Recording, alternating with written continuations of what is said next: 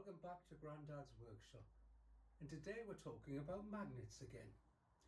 Now, I've got some magnets with the North Pole, the North-seeking pole, and the South-seeking pole actually marked on them.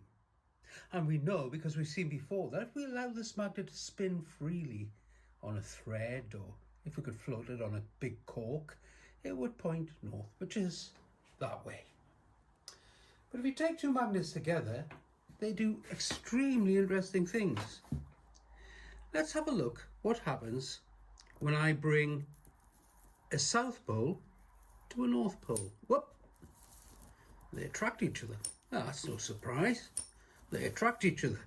The other poles, South Pole and a North Pole, attract each other. And that's what opposite poles do. But what do the poles do when they're alike? Let's see what happens when we try to push a North Pole to a North Pole. Oh. They push apart. We say that they repel each other.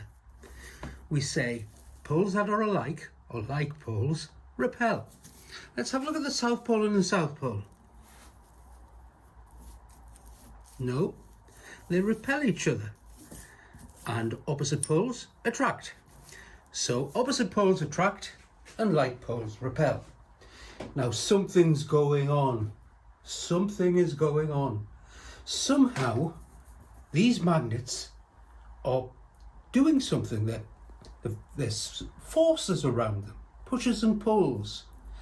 And the question is, can we see them? Well, the answer is no, they're invisible. But we can make them visible.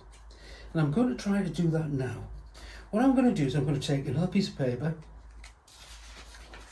and put it over the first, like this.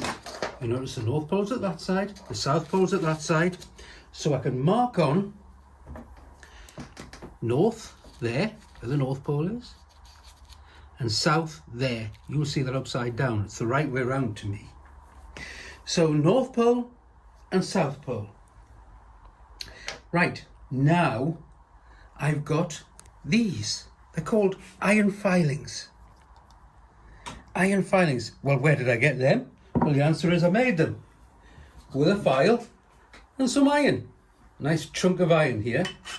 And if you file away at it, you get iron filings. I'm lucky because I've really got an electric file that does it very quickly. So what I'm going to do, I've got a little hole in the lid of this iron filing jar, and I'm going to sprinkle the iron filings over the magnet, making sure that the iron filings don't actually go on the magnet, but they go on the paper over the magnet.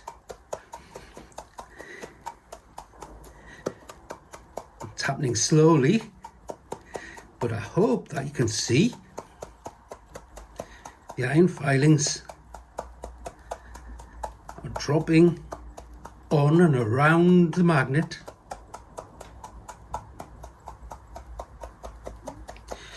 Look, can you see? Can you see that they are forming a pattern? Each of the iron filings is attracted to the magnet. The tiny iron filings are attracted to the magnet. Just help them move with a little shake, and you can see I've made the invisible visible with iron filings. This is what we call the magnetic field around a magnet, and those lines that you can see are called field lines. You can see them at the poles, and you can see them between the poles. So next time we might look at the field lines between magnets. What happens to the magnetic field? We'll have a look at that. I'll leave you with one last thing. And that last thing is just my iron filing jar. And if I take a magnet and hold it to my iron filing jar, you can see that the iron filings are hanging there. And that shows us that those field lines aren't just flat. They're actually all over the place, all the way around the whole magnet. not just in a flat place, but around the whole magnet. That's it. Bye.